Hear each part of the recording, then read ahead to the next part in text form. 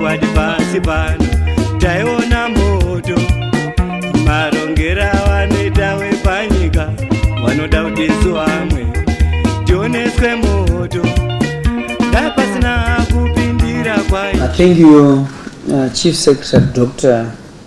Rushwaya, members of the 4th Estate.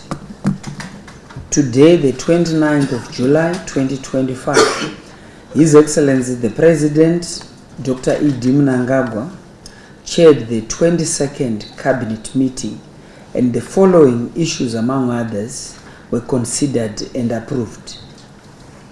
Cabinet noted the update on the 2024-2025 summer crops marketing and the 2025 winter production plan.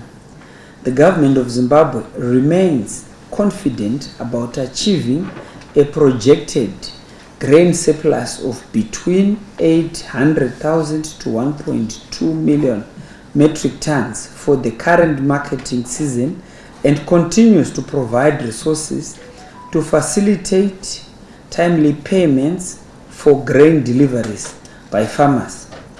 The ZMX platform remains active, having processed the marketing of 7,507 metric tons of cereals, oilseeds and pulses to date.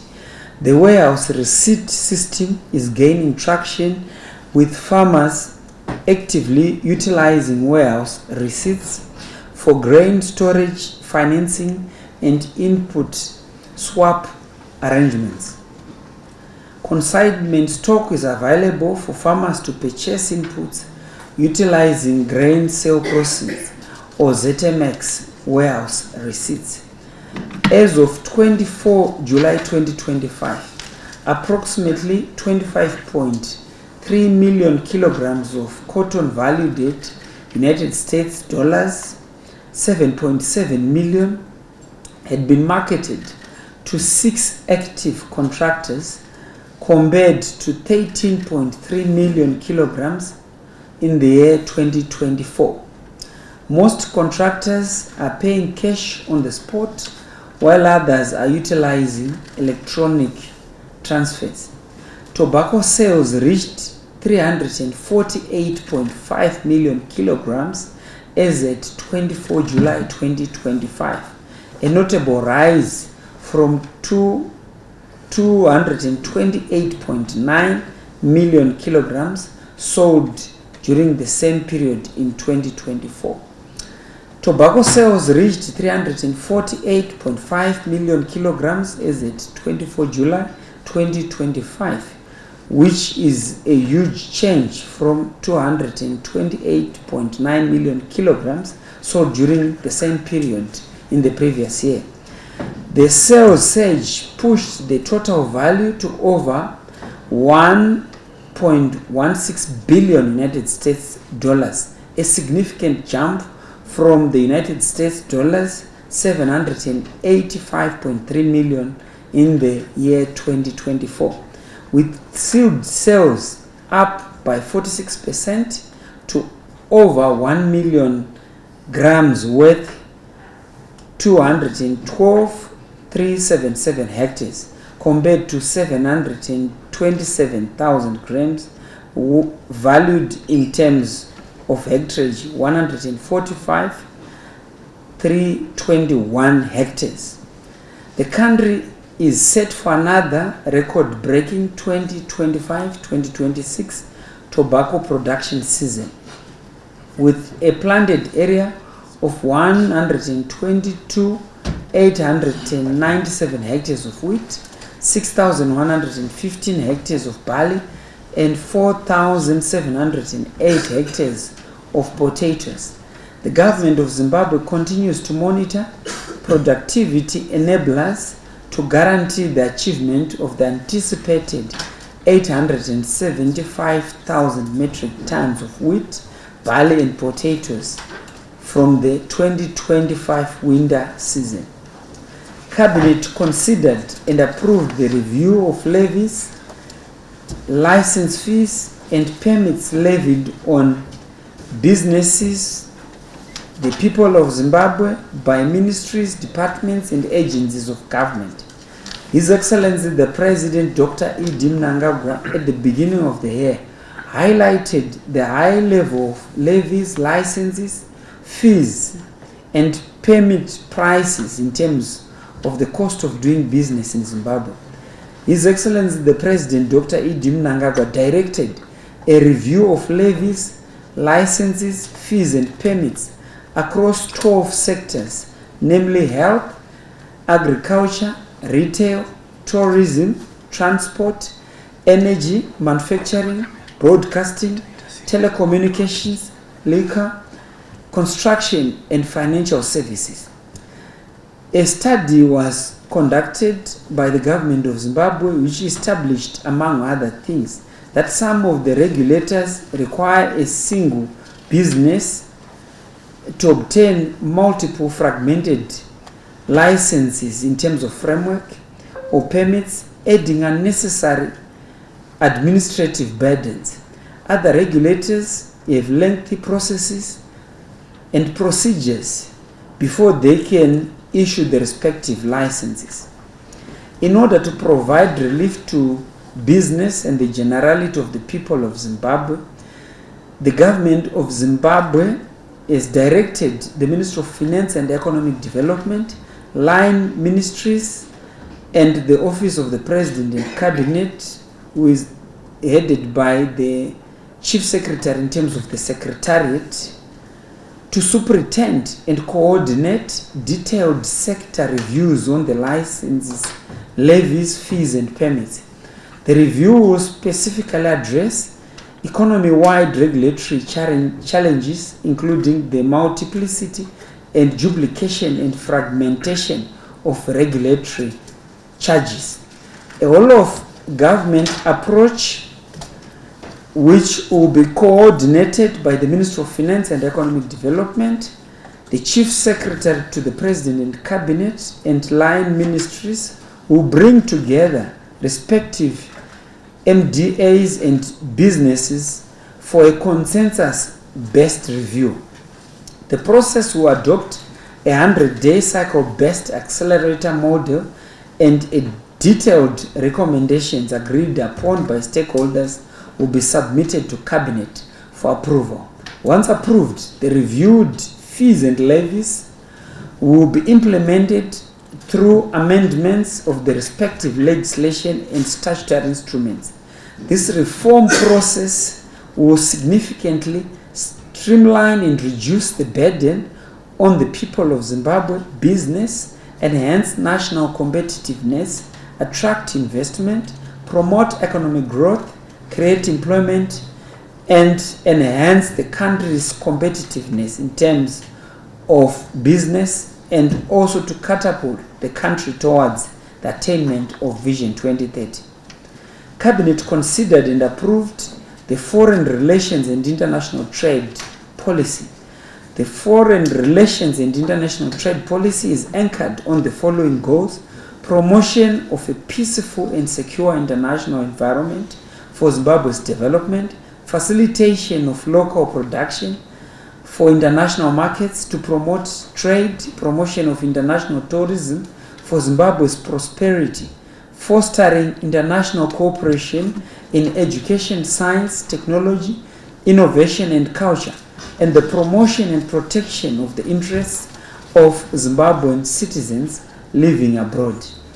The implementation of the Foreign Relations and International Trade Policy will be guided by Zimbabwe's doctrine on foreign relations and international cooperation, which has the following tenets. Zimbabwe's strength lies in its heritage and its people, which is nyika inovakwa nevene vayo.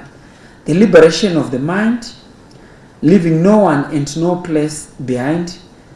Zimbabwe is a friend to all and an enemy to none. Zimbabwe is open for business, and Zimbabwe will never be a colony again. A robust foreign service architecture is essential for advancing national interests and global standing for the integrity, dignity and prosperity of Zimbabwe. Cabinet noted reports on priority projects for the second 100-day cycle of 2025. In terms of infrastructure and utilities, thematic pillar, in terms of NDS 1, the Minister of Transport and Infrastructural Development highlighted the following achievements under his purview. 492 kilometers of the 580 kilometers of the Harare Masvingo Bight Bridge Road have been completed and opened to traffic.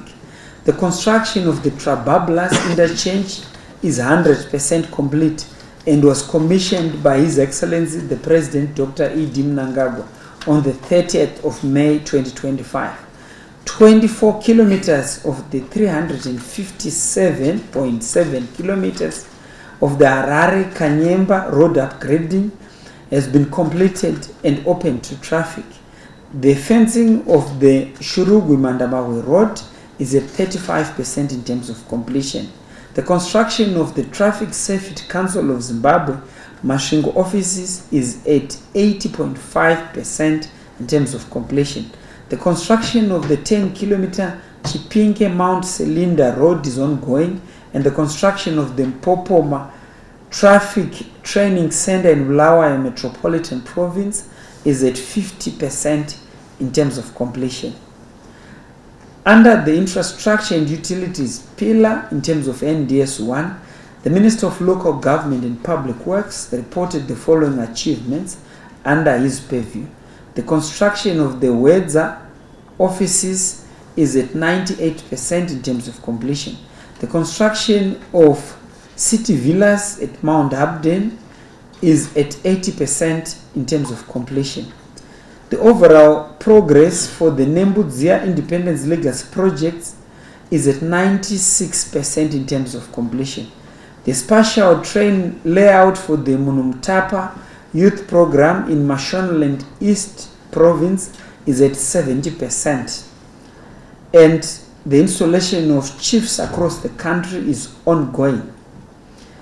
Regarding the social development pillar in terms of National Development Strategy 1, the Minister of Public Service, Labour and Social Welfare reported the following achievements under his purview. The rehabilitation of the Dzivarasekwa pump station and treated water reservoir repairs is 100% complete. Preparations are ongoing for the construction of 300 units at Rangemore Phase 2 in Bulawayo Metropolitan Province in order to house civil servants. Road surfacing, storm water drainage, sewer and water pipeline for the construction of 124 stands in Plumtree, Matebeleland South Province is 100% complete. The construction of the Rishavane mixed accommodation in Midlands Province in order to house 448 students is ongoing. The concept note for the Tugwimkose hydropower project was developed and civil engineering drawings are underway. The construction of the Marondera Commercial Center in Mashonaland East Province is at 93% in terms of completion. And construction at Madokero Creek Phase 2 housing project is at 65% in terms of completion. Under the environment protection, climate resilience, and natural resources pillar in terms of the National Development Strategy 1, the Minister of Tourism and Hospitality Industry highlighted progress on projects under a purview as follows. The construction of the 65-roomed Tamarida lodges and 500-seater conference facility in Kariba in Mashonaland West Province is at 80% and 100% in terms of completion.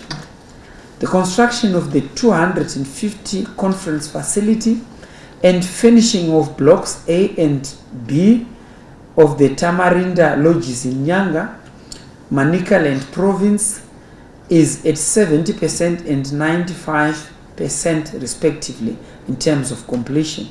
The construction of 7 Holy Cross Dam chalets has been completed. The construction of the Media Center and Training Pitch at the Cricket Stadium in Victoria Falls, Matebeleland North Province is at 50% in terms of completion.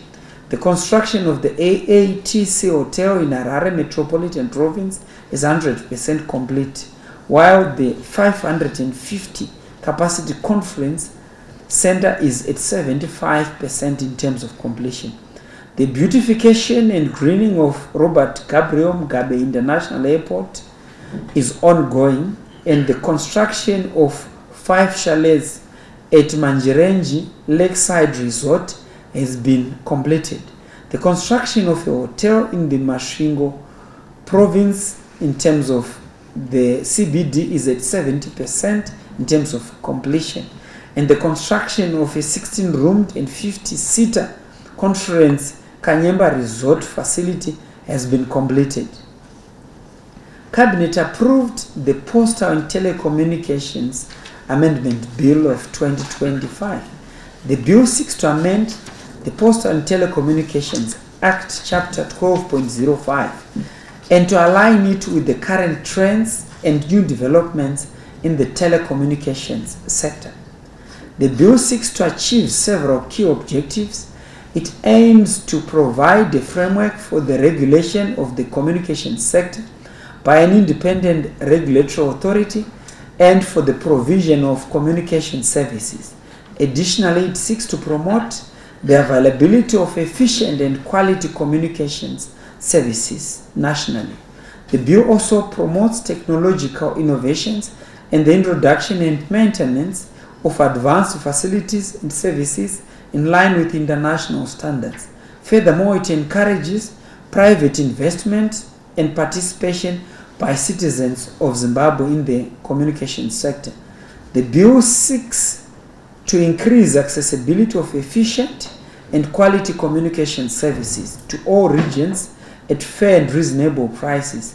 It also enhances regional and global cooperation and integration in communications services. Moreover, it ensures fair competition in the sector and advances consumer protection from unfair business practices.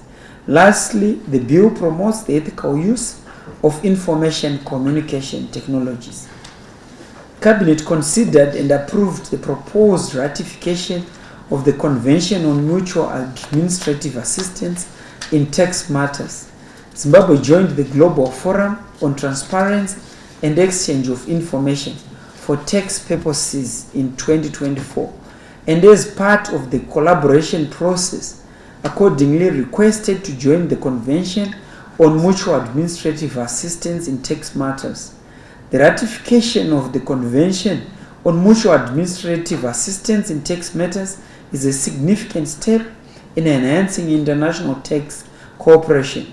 By joining this convention, Zimbabwe will expand its network for exchanging taxpayer information beyond the current 19 countries with which it has bilateral tax agreements. The Convention on Mutual Administrative Assistance in Tax Matters will facilitate the exchange of information on cross-border economic activities, enabling accurate taxation and combating tax evasion and avoidance. This move is expected to promote fair and equitable taxation rights while protecting taxpayer confidentiality and respecting sovereign taxing rights. The convention will also enable Zimbabwe to benefit from tax examinations, participation abroad, and assistance in tax recovery, ultimately strengthening the country's tax administration and revenue collection efforts. Cabinet considered and approved an MOU between the Republic of Zimbabwe and the government of the United Arab Emirates on cooperation in the field of health. The MOU aims to establish a collaborative framework between the two respective countries in order to foster mutual growth, development, and enhancement of healthcare systems within the respective territories. The scope of cooperation encompasses various healthcare domains, including primary care, which comprises collaborative efforts in reproductive, maternal, neonatal, child and adolescent health, as well as immunization programs. secondary care, which comprises specialist care and patient referral services, laboratory services, forensic pathology and blood services, health system resilience, whose key aspect is preparing for and responding to public health emergencies, health financing, which enables both countries to explore innovative funding models, share financial expertise, and optimize resource allocation to achieve better health outcomes. Human resources, which focuses on developing and managing healthcare professionals, and health technology, which aims to leverage health technology in order to improve healthcare delivery, enhance patient care, and streamline healthcare services. Through these MOUs, both countries are poised to strengthen healthcare systems, improve health outcomes, and enhance well-being in terms of working together on the basis of mutual respect, equality, and shared benefit. Cabinet noted the report on His Excellency the President Dr. Idi Mnangagwa's attendance at the 2025 Liberation Movement Summit in South Africa from the 26th to the 27th of July 2025. The 2025 Liberation Movement Summit was held under the theme Defending the Liberation Gains, Advancing Integrated Socio-Economic Development, Strengthening Solidarity for a Better Africa. The summit's objectives included providing a platform for liberation movements to foster learning, advancing regional socio-economic development, addressing contemporary challenges, and building alliances with global allies in order to support justice and anti-imperial solidarity. The summit emphasized the need for unity and safeguarding the legacy and mandate of liberation movements, highlighting the importance of harnessing the demographic dividend of youthful populations and rejuvenating the movements. The summit's deliberations focused on key issues of concern such as the rise of unilateralism, socio-economic inequalities, underdevelopment, conflicts, and hybrid warfare. It also emphasized the importance of ideological orientation amongst the youth, strengthening political, economic, digital, and infrastructural integration through SADC and other platforms, and creating regional industrial value chains. Additionally, the summit highlighted the significance of Pan-Africanism in addressing inequalities through land redistribution, industrialization, and inclusive development for the benefit of society, particularly for youth and women who constitute the dominant demographic groups. Cabinet received and noted a report on the Chitungwiza road traffic accident on the 22nd of July 2025 and the Glenview Area 8 Inferno that occurred on the 27th of July 2025. The cabinet report in terms of the Chitungwiza road traffic accident that claimed the lives of 19 people, 10 women, 7 men, and 2 minors was deliberated, and Cabinet made a decision to implore drivers to exercise caution on the roads. Regarding the Glenview 8 Inferno, Cabinet was informed that nearly 1/3 of the complex was completely destroyed, negatively impacting on the lives of 700 traders as well as suppliers and other players in the value chain. The government of Zimbabwe is already in discussion with a developer to commence the reconstruction of the market at the beginning of September 2025. The Civil Protection Department has already moved in to assist the bereaved families and affected Glenview 8 business community. I thank you. Questions around the issue of ease of doing business. You asked about the expected timelines. I mean, this is not a sprint but a marathon. So we are going to basically focus on this in the second half of this year, which is up to December. So it's a 6-month run that we're going to embark on. We've already started. This is the start. We've reviewed the 12 sectors so far, going into depth regarding the various fees that need to be paid, levies and so forth, paid by operators, in these various sectors. So the next 6 months, the work will be done, and we've started already. So we're going to be making a series of announcements as we go along, sector by sector, to make sure that all the key critical sectors are covered. We should, next week, week after, conclude on the agricultural sector, and we're making announcements about specific fees and reviews of fees and levies for the agricultural sector. That will be the first sector we'll consider. Then now you asked about whether we're just looking at these 12 or we'll do more. We'll do all of them. These 12 are the most critical in terms of drivers of economic growth and development. And that's where we start. In fact, our sequence was we'll look at agriculture, followed by the retail sector, tourism, transport, manufacturing, energy, and we keep going. That's, for example, the first 6 or so that we look at, and then we make announcements as we go along. Does this signal a shift in government regarding fiscal policy? No, this is about the cost of doing business, not fiscal policy. It's about the regulatory costs, the environment for doing business. Of course, fiscal policy can add and is part of the environment for doing business. On fiscal policy, in fact, what has happened is that we've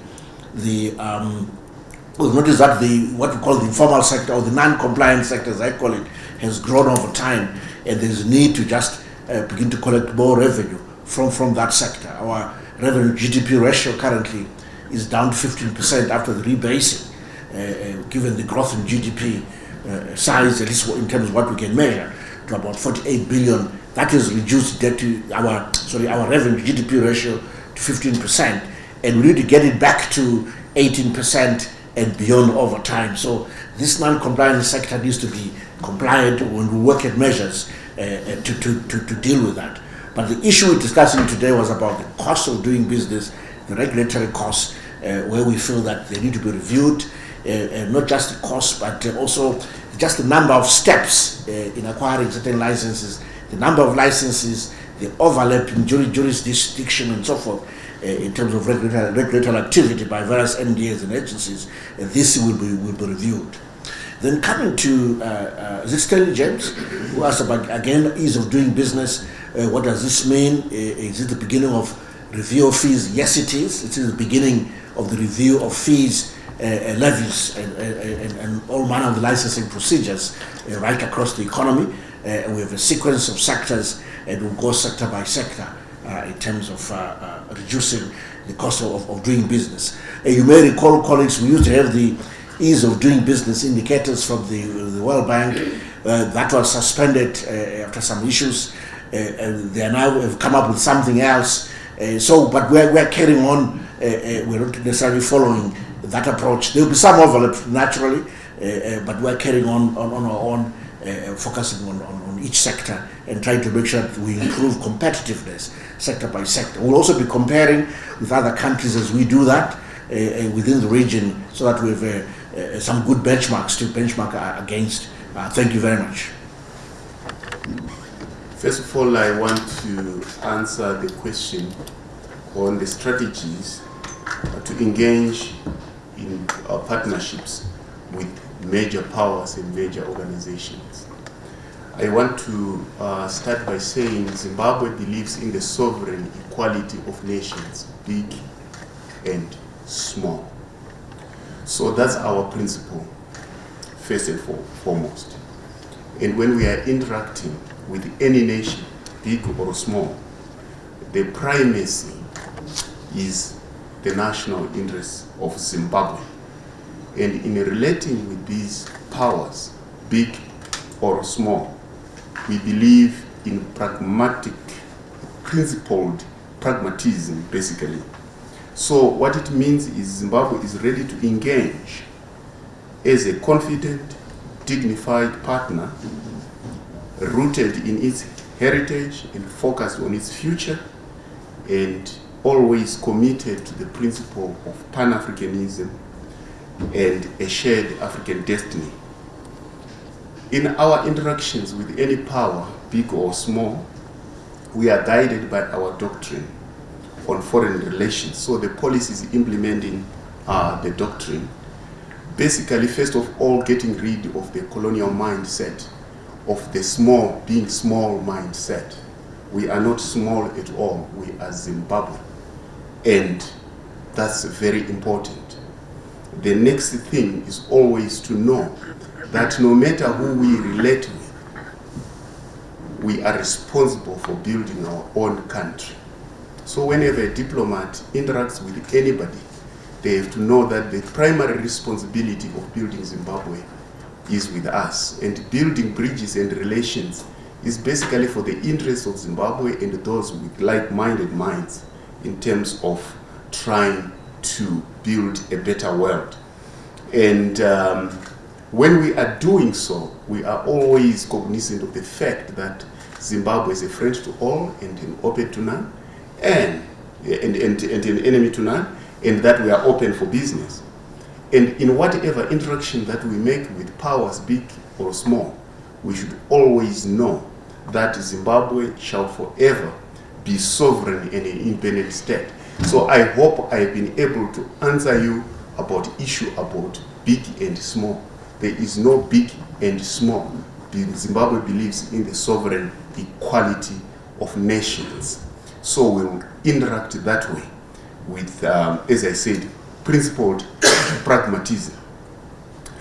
On the other issue about economic diplomacy, our whole policy is on economic diplomacy at the end of the day, because if you look at our guiding principle, we normally say the policy is always for the integrity, dignity, and prosperity of Zimbabwe, because Zimbabwe is what it is because of the economic endowments that it has. So you shall see that as you read through the policy, the first goal is to promote a peaceful and secure international environment for Zimbabwe's development. So security first, peaceful coexistence with other nations, especially with the Africa First principle and the neighborhood first principle, starting from Southern Africa going into Africa. And the next, after we have such a peaceful environment, is to facilitate local production for export, which is our trade, emphasis on trade. What makes nations prosperous is basically trade, using the simple thing that in order to fill your glass, you fill it with something which is external to that glass.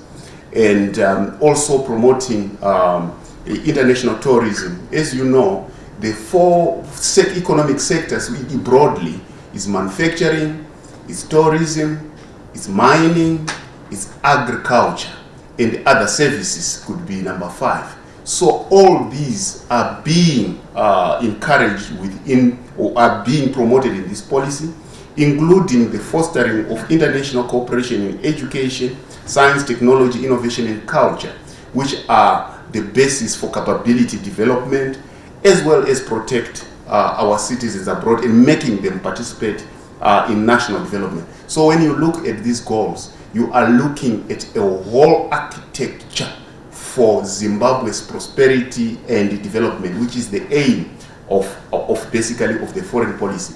And overall, what we are saying is that we want to design and implement a robust foreign service architecture for the development and prosperity of Zimbabwe. I think this then characterizes this policy that we have here as an economic diplomacy policy. Now, when it comes to how we measure how successful we are, first of all, it is the peace that we measure. I don't know whether we've got a peace matrix, peaceometer, whether there's such something like that. But I'm sure that you can see that Zimbabwe is living in a tranquil environment, and Zimbabwe lives very peacefully with its neighbors, which is the first thing. So you can measure peace with whatever metric Mukudzei which you can get. I don't know which one, but I think peace is about quietness, how vulnerable we are to violence, which for Zimbabwe we have achieved. This is one of the most peaceful countries in the world. And on the other side, you can talk about exports. At the beginning of the Second Republic, you will find out that our external trade receipts were in the region of 2 billion. And as we speak, this end of last year, our external trade receipts are in the excess of 7 billion. So this is more than 300% increase. When with the Second Republic came in under Dr. E.D. Mnangagwa, you find out that the GDP was hovering around 16 billion. Now we are talking about our GDP, which is over around 50 billion plus. So again, you can use any metric. And one of the issues is the number of conventions that we will sign to, or the protocols that we will sign in order to enhance our standing in the region, in Africa and in the world. Just recently, the Parliament approved the development fund, the regional development fund, and we are part of COMESA, we are part of SADC, we are part of the Africa Continental Free Trade Area. We are shortly going to basically transform Zimbabwe into a diplomatic hub. As you can see, we are having so many conventions happening in Zimbabwe. There are many metrics. The more people come to Zimbabwe, the better. You'll see that last year alone, we received in December in excess of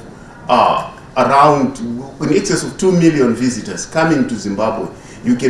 That's another way of success. People don't come to a zone that they perceive to be dangerous. So you can use as many metrics as you want, but the metrics are in the green and they will continue to be in the green.